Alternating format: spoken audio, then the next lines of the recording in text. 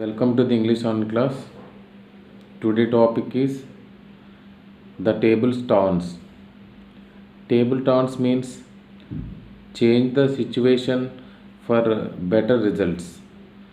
అంటే ఉన్న స్థితి నుంచి బెటర్ స్థాయికి మారడాన్ని టేబుల్ టర్న్ అంటారు. So let us see what is the poem. The present poem Table Turns is written by William Wordsworth. You know very well William Wordsworth. William Wordsworth is a nature poet. Most of his poems are reflect with the appreciation of nature. He wrote about the nature. ఈయన nature గురించి ఎక్కువ రాయడం జరుగుతుంది. He describes about the nature. అంటే ప్రకృతిలో ఉన్న అందాలను ఈయన వర్ణించడం వల్ల ఈయనకి నేచర్ పోయిట్ అని పేరున్నది. So is the very great poet of the nature. So the present poem advised his friend to stop reading books. So in this table turn, the poet advised his friends. What he has given advice to his friends, ఏమని advise ఇస్తున్నాడు తన friend కంటే, stop reading books. The poet advise his friends to stop reading books for reading books for hours spoil his eyes. So he criticize the education systems. The poet criticize the education system. ఏమని provide చేస్తున్నారంటే ఈ education సిస్టంలో ఉన్న లోపాలని ఈ యొక్క poem ద్వారా తెలియజేయడం జరుగుతుంది. అతను ఏమంటున్నాడంటే every student must stop reading books. So ఎందుకు పుస్తకాన్ని చదవడం ఆప్ చేయమన్నాడంటే ఇక్కడ మనం పోయంలో అర్థమవుతుందండి. అంటే పోయటిక్ ఇంటెన్షన్ ఏంటనేది మన పోయం మొత్తం అబ్జర్వ్ చేసినప్పుడు మనకు అర్థమవుతుంది. ఫస్ట్ మనం ఏమనుకుంటామంటే ఏంటి చదవకూడదు, స్టాప్ చేయమంటున్నాడు అని అర్థమవుతుంది. కానీ when observe the all the poems we can understand very clearly what the poet views, what is the poet opinions. We can understand very clearly at the end of the poems.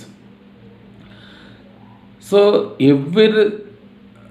The poet advise his friends. తన ఫ్రెండ్కి advise ఇస్తున్నాడు. ఏమని advise ఇస్తున్నాడు అంటే you must stop reading books. Why stop the reading books? Reading books for hours spoil his eyes. ఎక్కువ గంటల కొద్ది చదవడం వల్ల ఏమవుతుందంటే హవర్స్ స్పాయిల్స్. గంటల కొద్దీ కొంతమంది చదువుతూ ఉంటారు. ఇలా గంటల తరబడి దాని బుక్స్ని రీడ్ చేయడం వల్ల కొన్ని గంటలు కిల్ అవుతున్నాయి అని చెప్తున్నాడు. He advise him to go out in to the mind set midst of natures. So ఈ యొక్క గంటల తరబడి బుక్స్ని రిఫర్ చేసే బదులు ఏం చేయమన్నాడంటే you go out, spend with the natures అన్నాడు.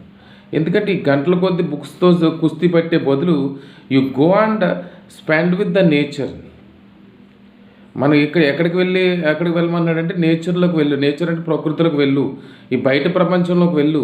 ఈ అవర్స్ కొద్ది బుక్స్లో ఈ టైం కిల్ చేసే బదులు ఆ టయాన్ని ఎక్కడికి వెళ్ళి నేర్చుకోమన్నాడంటే బయట ప్రపంచానికి వెళ్ళు, ప్రకృతికి వెళ్ళు. ప్రకృతిలోంచి చాలా విషయాలు నేర్చుకోవచ్చు.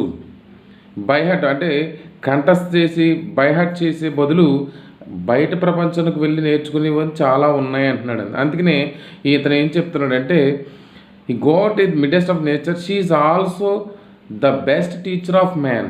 అందుకని ఇతను ఏం చెప్తున్నాడంటే nature is the best teacher. Nature is the first and best teacher for human beings. ఇది అంటే ప్రకృతే మంచి టీచర్, ఉత్తమ ఉపాధ్యాయుడు ఎవరికి? టీచర్ ఎవ్రీ హ్యూమన్ బీయింగ్స్ కన్. అంటే బై బర్త్ మనం నేర్చుకున్నది 50% మనం బుక్స్ నుంచి నేర్చుకుంటే రిమైనింగ్ 50% నేచర్స్ ద్వారా నేర్చుకుంటామని. అంటే స్కూల్కి వెళ్ళకముందే మనకి ఏమొచ్చు? మాట్లాడడం వచ్చు, కొంత నాలెడ్జ్ అనేది మనకు ఉంటుంది. అంటే బుక్స్ చదవడం వల్ల వచ్చే నాలెడ్జ్ 50% అయితే బయట ప్రపంచంలో ఉన్న నాలెడ్జ్ ఎక్కువ మంది. అందుకనే ఏమన్నారంటే మనం ఎప్పుడైనా బాధల్లో ఉన్నప్పుడు, ఎప్పుడైనా కష్టాల్లో ఉన్నప్పుడు మనం దేంతో స్పెండ్ చేయాలంటే you go and spend with the nature. So అందుకనే నేచరే మనకు చాలా విషయాల్ని నేర్పుతుంది.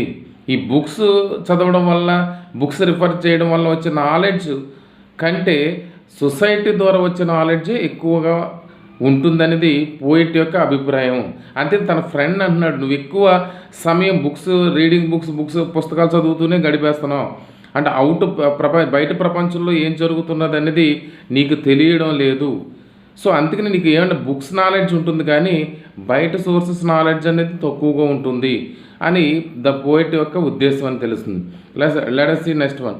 The poet exhorts his friend to leave his books otherwise he will grow doubles. అంటే తన ఫ్రెండ్కి ఏమని చెప్తున్నాడంటే, నువ్వు ఒకవేళ బుక్స్ని విడిచిపెట్టినైతే ఏమొస్తుందంటే otherwise he will grow doubles. అంటే బుక్స్ ద్వారా వచ్చే నాలెడ్జ్ కన్నా డబల్ నాలెడ్జ్ మనకు బయట ప్రపంచంలో ప్రకృతి ద్వారా వస్తుంది. అందుకని మనం చూడండి, స్కూల్స్ వెళ్ళక ముందు మన అమ్మ దగ్గర ఎక్కువ నేర్చుకుంటాం. పిల్లవాడు ఎక్కడ నేర్చుకుంటాడు? ఎక్కువ స్కూల్కి వెళ్ళి నేర్చుకునే ఆ చదువు కన్నా తన తల్లి దగ్గర, తన ఫ్యామిలీ దగ్గర నేర్చుకునే చదువు ఎక్కువ ఉన్నట్టు బయట ప్రపంచంలో ఎంతో కొంత మాట్లాడడం కానీ కొంత నాలెడ్జ్ కానీ అక్కడికి వచ్చేస్తుంది. అది ప్రతిదీ బుక్స్ ద్వారా రావడం అనేది కాదు. అందుకని ఇక్కడ ఏం చెప్తున్నాడంటే మనం ముందుగానే నేర్చుకుంటాడు.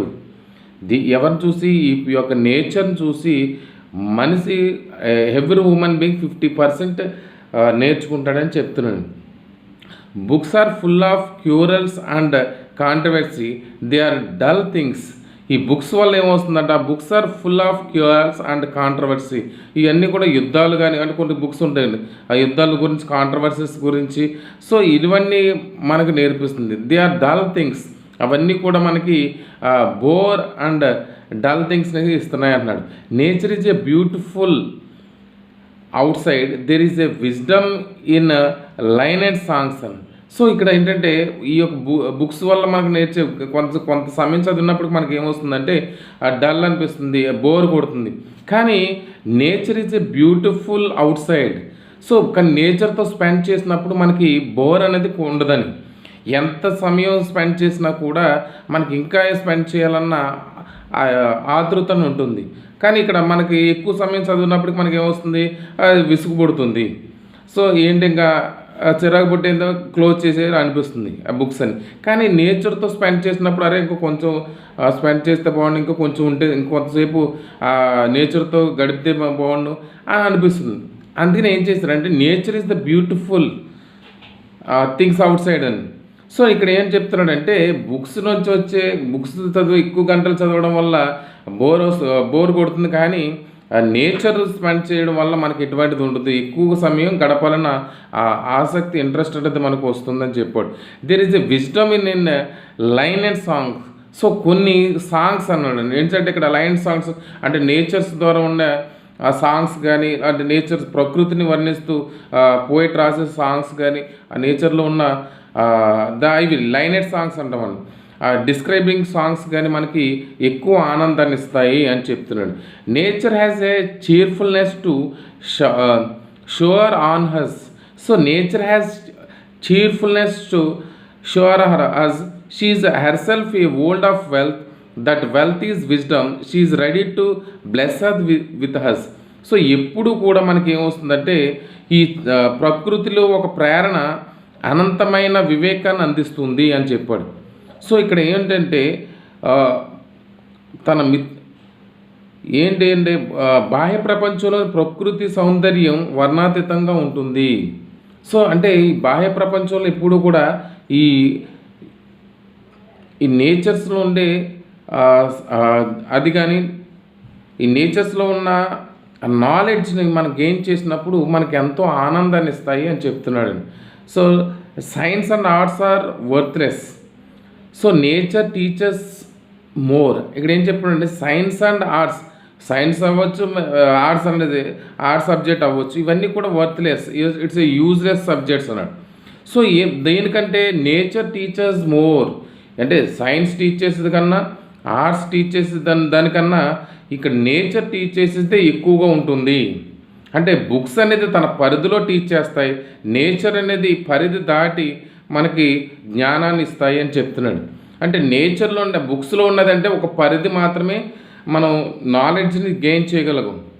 కానీ బుక్స్ నాలెడ్జ్ అనేది ఒక పరిమితంగా ఉంటుంది. సో నేచర్ నాలెడ్జ్ అనేది అపరిమితమైనది.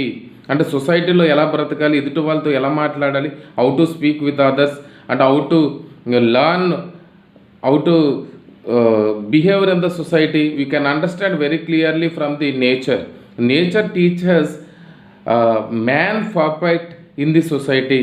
So every human beings must spend with the natures. That is the poet main opinions from the poems. Table stands అంటే ఉన్న స్థితి నుంచి, అంటే మన ఏ స్థితిలో ఉన్నా ఇప్పుడు రీడింగ్ బుక్స్ అనేది, అంటే every students must focus on the reading books.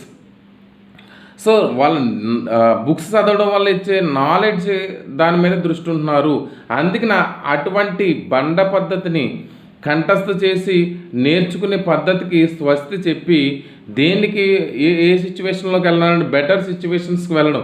అంటే table stand mean change the situation for better.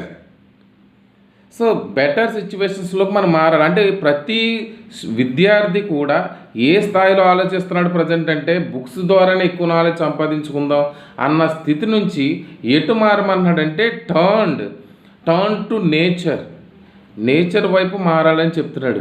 So అటువంటి మార్పు అనేది మన స్టూడెంట్స్ దగ్గరలో ఉండాలనేది పోయిట్ యొక్క ఒపీనియన్. సో ఇతను క్రిటిసైజ్ చేస్తున్నా కూడా ఎడ్యుకేషన్ సిస్టమ్ అప్పట్లో ఎలా ఉందంటే బండ పద్ధతిలో, అంటే పిల్లవాడికి అర్థం కాకపోయినా విధానం లేకపోయినా అతను బుక్స్ ద్వారా చదివేసుకుంటాడు. అంటే కొంతమంది క్లాస్ రూమ్లో లెసన్స్ వినకపోవడం, వాడికి అర్థం కాకపోయినా వెళ్ళి నోట్స్ని చదివేయడం. సో దానివల్ల కొంత నాలెడ్జ్ సంపాదించుకుని ఆ నాలెడ్జ్ని నేను